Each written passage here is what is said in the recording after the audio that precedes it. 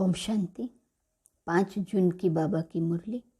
मीठे बच्चे, इस समय तुम सबकी वानप्रस्थ अवस्था है। तुम्हें वाणी से परे अब वापस घर चलना है, इसलिए बाप को याद करो। प्रश्न: 21 जन्म सुख मिलने का आधार क्या है? उत्तर: 63 जन्मों की भक्ति। जिन्होंने पहले पहले सतोप्रधान भक्ति की है, अर्थात जो पुराने अनेक जन्म के भक्त हैं, वही अब ज्ञान लेते हैं। उन्हें ही 21 जन्मों का सुख प्राप्त होता है। अभी तुम्हारा भक्ति का पाठ पूरा हुआ। भगवान तुम्हें भक्ति का फल देने आए हैं। भक्त भगवान नहीं हो सकते। गीत: माता ओ माता, तू है सबकी भाग्य विधाता। ओम शांति। बच्चों ने माता की महिमा सुनी। अब माता को तो भगवान नहीं कहा जा सकता, क्योंकि भगवान को तो पिता कहा जाता है, परम पिता। अब पिता हैं तो माता भी जरूर हैं। माता को बहुत मानने वाले हैं। माता हैं तो पिता भी हैं।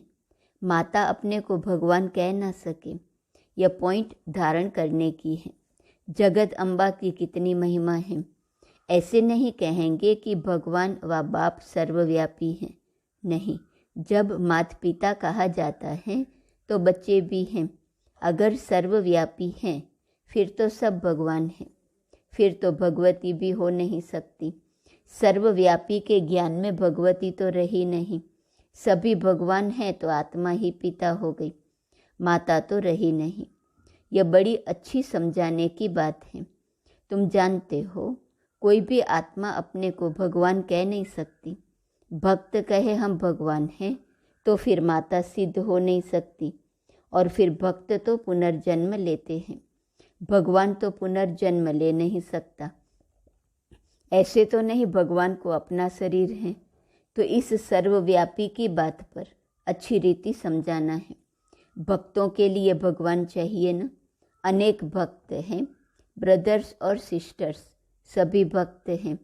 आत्मा कहती है इस समय मैं भक्ति कल्ट में हूँ। फिर आत्मा कहेंगे अब मुझे बाप मिला है तो मैं ज्ञान में हूँ। आत्मा ही ज्ञान सुनती है। भक्त तो पुनर्जन्म लेते हैं। भगवान तो पुनर्जन्म ले नहीं सकते। यह इनका शरीर नहीं है।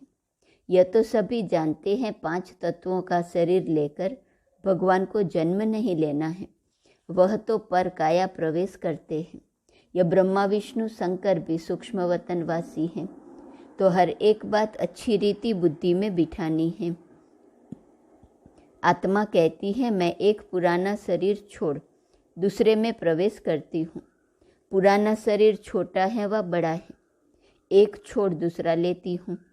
यहाँ तो अचानक भी छोटे व बड़े का शरीर छूट जाता है, परंतु वहाँ तो पूरी आयु होने पर समझते हैं अब पुराना शरीर छोड़ नया लेना है। तो यह ज्ञान आत्मा में है ना। आत्मा पुनर्जन्म लेती है। परमात्मा के लिए तो नहीं कहेंगे।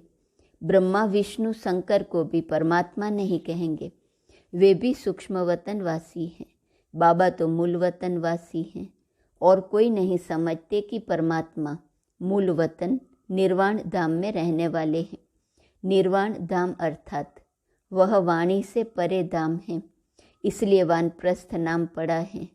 वाणी से परे अवस्था में जाने के लिए 60 वर्ष की उम्र के बाद जब बूढ़े होते हैं तो वानप्रस्थ लेते हैं। यहाँ तो तुम छोटे बड़े सब समझते हो कि हम वानप्रस्थी हैं। आत्मा कहती है मुझे वाणी से परे स्थान में जाना है। आत्मा को मेल कहा जाता है। जब शरीर में आती है तब आत्मा कहती है इस समय मुझे मेल अथवा फीमेल का तन मिला है। तो आत्मा को अब वानप्रस्थ में जाने का पुरुषार्थ करना है। आत्मा को मेल कहा जाता है। माताएं कभी वानप्रस्थ नहीं लेती, परंतु यहाँ बाप समझाते हैं आत्मा तो मेल है। तुम सभी आत्माओं की वानप्रस्थ अवस्था है। अब सबको वापिस जाना है। मैं तुम सबको वापिस ले जाने के लिए आया हूँ, इसलिए अब मुझे याद करो तो मेरे धाम में आ जाएंगे। यह कोई मनुष्य कह न सके, सुप्रीम रूह बाप ही कहते हैं। सन्यासी उदासी ऐसे बच्चे बच्चे कहकर बात कर नहीं सकेंगे। बाप का ज्ञान किस में है नहीं। पूछो भगवान कहाँ है तो कहेंगे सर्वव्यापी हैं। गोया भगवान का ज्ञान कोई में है नहीं। इसलिए भक्ति करते हैं भगवान से मिलने के लिए, परंतु कैसे और कब मिलेंगे यह किसको पता नहीं है। बाप कहते हैं कोटों में कोई मुझे पहचानते हैं। मनुष्य तो सरसों मिसल अथाह हैं, इनमें कोई जो सिकी लदे हैं वही आकर मुझे पहचानेंगे और बाप से अपना वर्षा लेंगे। तुम समझा सकते हो कि इस समय सभी भक्त हैं, चाहते हैं कि हम भगवान से भक्ति का फल लेवे। अगर तुम सब भगवान हो तो फिर भक्त तो कोई हो न सके। अगर तुम भगवान हो तो बाकी तुमको क्या चाहिए। भक्तों को फिर मिलना है भगवान से। अपने को भगवान कहना यह तो एक इंसल्ट है, इससे बड़ी इंसल्ट कोई होती नहीं। अल्लाह से तुम बहिष्ठ का वर्षा लेना चाहते हैं। तुम कहते हो हम अल्लाह हैं, अब तुम ही जज करो। तुमको कोई कहे हम अल्लाह हैं, यह कैसे हो सकता। अल्लाह तो सबसे बड़ा है। यह बहुत समझने की बातें हैं। कभी भी कोई अपने को अल्लाह व भगवान कह ना सके। बाप सबका एक होगा। ऐसे बहुत कहते हैं परमात्मा सर्वव्यापी है। अरे तुम भगवान हो, हम तो नहीं मानते। हम तो भक्त हैं, आशिक हैं उस मासूक के। एक परमात्मा को ही पतित पावन कहा जाता है। तुम समझा सकते हो कि तुम्हारे बड़े तो कहते रहे रचयिता और रचना बेअंत है। तुम फिर अपने को रचयिता कैसे कहते हो। बीज बेअंत हो नहीं सकता। झाड़ को बेअंत कहते हैं। इतने पत्ते आदि गिन नहीं सकते। एक बीज से कितनी टाल टालियाँ पत्ते आदि निकलते हैं। तुम हो चैतन्य, बोलते चलते हो। सबसे बड़ी महिमा मनुष्य की होती है। बाप कहते हैं मैं आकर बच्चों को सारे ड्रामा का राज समझाता हूँ। यह बना बनाया ड्रामा है ना, ड्रामा के ऊपर चलते रहना है। तुम बाप के बच्चे स्वदर्शन चक्रधारी बनते हो परमपिता परमात्मा द्वारा, क्योंकि वह भी स्वदर्शन चक्रधारी है। तुम आत्माओं को बैठ आप समान बनाते हैं। तुम सृष्टि के आदि मध्य अंत को जानते हो। तुम नई दुनिया के लिए, नए धर्म की स्थापना के लिए नई बातें सुनते हो परमपिता परमात्मा से, जो सृष्टि को भी पावन बनाते हैं, तुमको भी नया बनाते हैं। नई सृष्टि में फिर नया जमाना स्वर्ग का होगा। अभी तो नर्क का जमाना है। तुम नर्क के जमाने में हो। अभी परमपिता परमात्मा ही आकर तुमको स्वदर्शन चक्रधारी बनाते हैं। यह हर एक बातें नई हैं, धारण करने लायक हैं, परंतु धारणा सभी को नहीं होती। धारणा होने से खुशी का नशा रहता है। गृहस्थ व्यवहार में रहते इसी नशे में रहना है। स्त्री अथवा पुरुष हर एक को स्वदर्शन चक्रधारी यहाँ ही बनना है। बाकी भुजाएं तो हर एक को दो ही हैं। मनुष्य जो 84 जन्म लेते हैं उनको 4 भुजाएं तो हो नहीं सकती। तुम ऐसे कभी नहीं सुनेंगे कि शंकर को 100 या 1000 भुजाएं हैं। ब्रह्मा को भुजाएं दिखाई हैं। 4 भुजा वाले ब्रह्मा के पास गया, 1000 भुजा वाले के पास गया। ब्रह्मा की संतान वृद्धि को पाते रहते हैं तो कितनी भुजाएं हो जाएंगी। प्रजापिता है न, सृष्टि रची है तो बरोबर बाहें हैं। बाकी मनुष्य कोई 4-6 भुजा वाले होते नहीं हैं। सूक्ष्म वतन में तो कुछ है नहीं। यह सब बाप बैठ समझाते हैं। कहते हैं इसने भी बहुत शास्त्र पढ़े, गुरु किए हैं। वह है भक्ति मार्ग। तुम्हारा भक्ति का पार्ट पूरा हुआ। तुम ऑलराउंडर हो। शुरू से लेकर तुमने सबसे जास्ती भक्ति की है। भक्त तो इस समय बहुत हैं। तुम तो थोड़े बच्चे हो। बाबा कहते हैं मैं तुमको साक्षात्कार कराता हूँ। कई भक्त याद करते हैं, उनको भी साक्षात्कार कराता हूँ। तुमने ही सतो प्रधान भक्ति की है तो जरूर तुमने ही जास्ती जन्म लिए हैं। 63 जन्म तुमने भक्ति की है, उसकी एवज 21 जन्म तुमको सुख मिलता है। कितनी समझने की बातें हैं। इसलिए नए जो आते हैं उनसे फॉर्म भराया जाता है। फॉर्म बड़ा अच्छा है। तुम्हारा गुरु कौन? गुरु किया तो जरूर भक्त ठहराना। तुम ही भगवान हो तो गुरु क्यों किया? भगवान को गुरु कैसे बनाएगा? भक्त भगवान से मिलने के लिए गुरु करेंगे। तुम भगवान खुद ही हो, बाकी गुरु से क्या बनेंगे? बड़ा युक्ति से रमजबाजी से समझाना है। रोज नई नई बातें समझाते हैं। मल्ल युद्ध में बड़ा युक्ति से लड़ते हैं। कहाँ से फलाने की अंगूरी लगाऊं, तीर मारूं। मनुष्यों ने आदिदेव ब्रह्मा को महावीर कह मुंजा दिया है। कोई महावीर को हनुमान कहते क्योंकि हनुमान ने महावीरता दिखाई है। कहाँ वह महावीर, फिर उनका नाम पवन पुत्र रखा है। आदि देव तो ब्रह्मा है और मनुष्य है। जगत अम्बा भी मनुष्य है। इतनी भुजाएं आदि कहाँ हैं? माता को इतनी भुजाएं हो तो हमको भी होनी चाहिए। वंडरफुल बातें हैं। ऐसे नहीं सभी धारण कर ज्ञान के उस नशे में रहते हैं। नंबरवार हैं। उन सत्संगों में कोई ऐसी बात नहीं रहती। यह तो स्कूल है, नंबरवार बच्चे हैं। कोई को माया का तूफान आया और यह गिरा, इसलिए ब्राह्मणों की माला नहीं बन सकती है। फाइनल जब बनेंगे तो उसको रुद्रमाला कहेंगे। तुम रुद्र शिव बाबा की संतान हो। रुद्र यज्ञ रचते हैं तो रुद्र का चित्र बड़ा बनाते हैं, बाकी छोटे छोटे शालिग्राम बनाकर पूजा करते हैं। बाप बैठ गुह्य बातें सुनाते हैं। जो सर्विसेबल बच्चे होंगे उनको अच्छी रीति धारणा होंगी और समझा सकेंगे। यह तो बड़ा सहज है। हम आत्मा हैं, कहते हैं ब्रदरहुड हैं। आत्माएं सब भाई भाई हैं।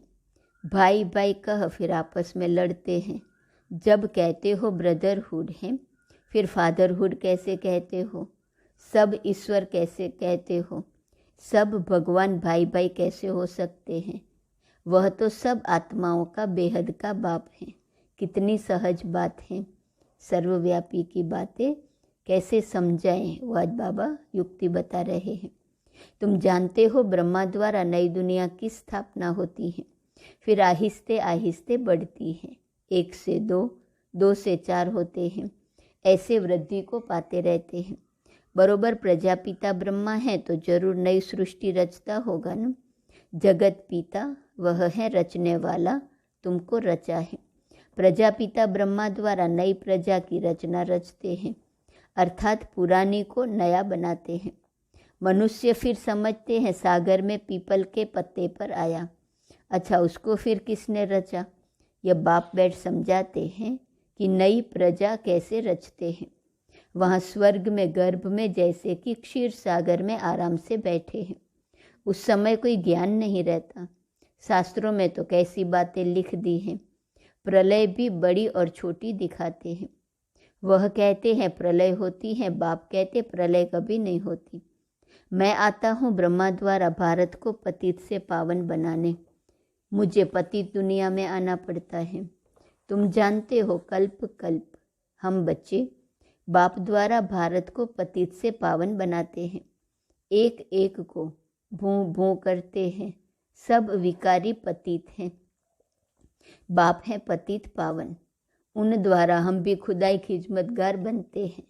हम भी पावन बनते हैं और बनाते हैं। अच्छा, माता पिता बाप दादा का मीठे मीठे सिकिलदे बच्चों प्रति याद प्यार और गुड मॉर्निंग। रूहानी बाप की रूहानी बच्चों को नमस्ते। रूहानी बच्चों की रूहानी बाप को नमस्ते नमस्ते नमस्ते। धारणा के लिए मुख्य सार, पहली पॉइंट, इस बने बनाए ड्रामा पर चलते रहना है। ज्ञान का सिमरण कर स्वदर्शन चक्रधारी बनना है। सदा खुशी में रहना है। दूसरी पॉइंट, भक्तों को भगवान का सत्य परिचय देना है। भटकने से छुड़ाना है। ब्रह्मा की मददगार भूजा बन खुदाई खिदमतगार बनना है। वरदान, अपने शुभ भावना के संकल्प से हर आत्मा में उत्साह भरने वाले सच्चे सेवाधारी भव। आप बच्चों की शुभ भावना है कि हर आत्मा बाप से प्राप्ति की अंजलि ले लेवे। इसी शुभ भावना का फल उन आत्माओं को अनुभव करने का बल मिलता है। शुभ भावना के संकल्प में बहुत बड़ी शक्ति है जो चारों ओर के वातावरण को बदल देती है। तो सच्ची सेवादारी वह है जो स्वयं भी उत्साह में रहते हैं और सेवा भी उत्साह से करते हैं और अन्य आत्माओं में भी बाप के परिचय द्वारा उत्साह भरते हैं। उत्साह ऐसी चीज है जो उसके आगे परिस्थिति कुछ भी नहीं है।